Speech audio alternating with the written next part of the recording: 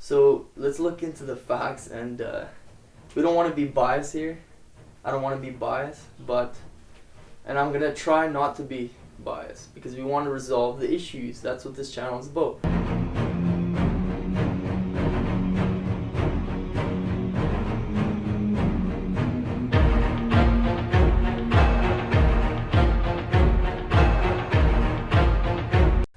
Trump didn't actually do anything wrong, so this whole impeachment's actually going to blow over.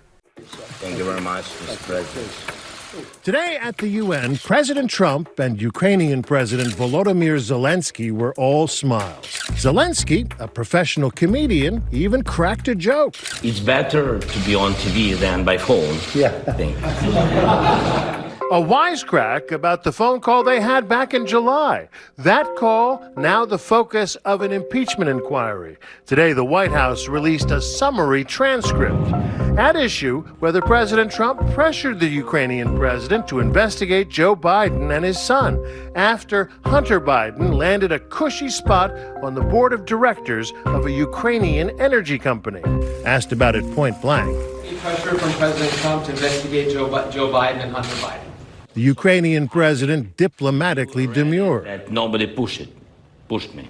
Yes. In other words, no pressure. For President Trump, no pressure is the new no collusion. No push, no pressure, no nothing.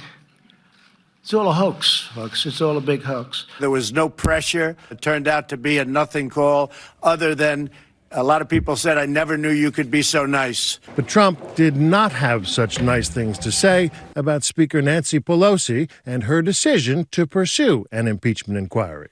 She's lost her way. She's been taken over by the radical left. Unfortunately, she's no longer the Speaker of the House. Impeachment is a sword that cuts both ways. We know that House Democrats have been indulging their impeachment obsession for nearly 3 years now. A never-ending impeachment parade.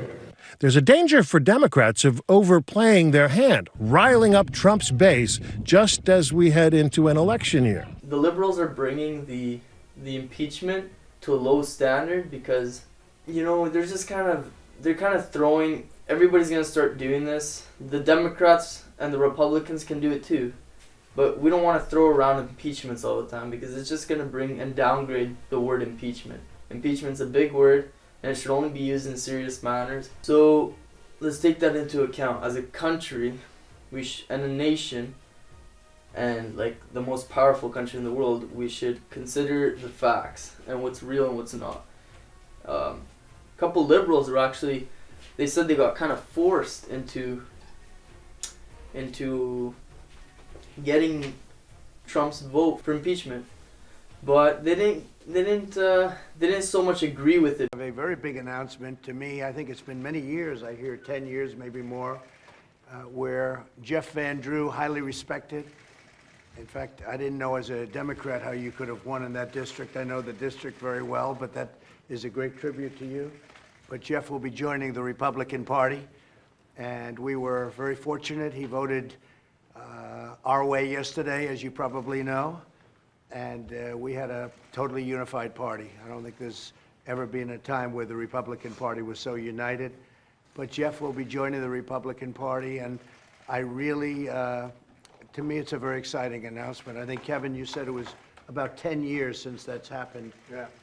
Because they didn't agree with taking down the flag. They didn't agree with, I'll show you a video here up on, I'll show you this video. This video will explain. Going to be the minority for long. I have a feeling we're going to do very well in 2020 and November 3rd to be exact. Get out and vote. But Jeff, thank you very much. It's a great honor. Thank you, Mr. President. Please. Thank you. Would you like to say something? So I have a few words, and I usually never, ever, I don't read speeches, and this won't be very long, I promise you, Mr. President, but I had a few bullets. There's a few points I really wanted to make today. And I would start with how this started.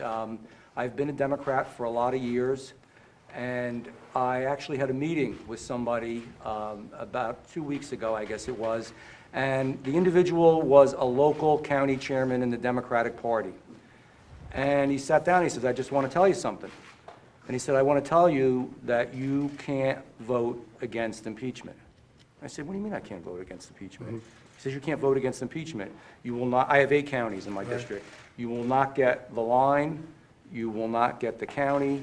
I will do everything to prevent that from happening and everything to destroy you. This is a pretty young guy, too. Yeah, He's pretty a wise gutsy. guy. And it kind of hurt because for years, I have given everything that I could to my people in my district. And you know, Mr. President, you asked why I win. Truthfully, because I'm a crazy man, and when people have a problem, when they need something, when we want to help them, I have the best staff in the world, good people around me, and we do everything that we can to make it better.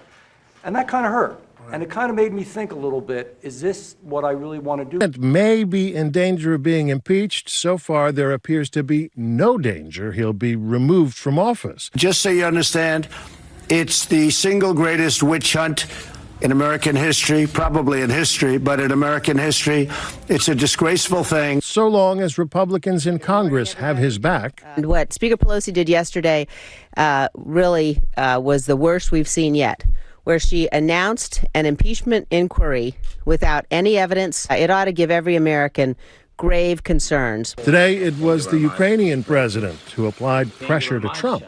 Can you give me a word that you will come to our great country? Well, I'm going to try. And I know a lot of people. President Trump wouldn't make any promises. Safe to say he has enough on his hands, at least for the next few months. At the end of the day, They must laugh their asses off. President Trump sounded downright dejected about the whole thing. People have said they don't know if one man anywhere in the world with all the men they know, or woman, that could handle what I've had to handle. This was only day 2. I'm David Wright for Nightline in New York. Like, things like "In God We Trust" that's been around for so long, and God keep our nation. You may be liberal or not, whether you believe in God or not. You know, there's some liberals that believe in God. Maybe you should think of that. Maybe there's some Republicans that don't believe in God. Maybe you should think of that.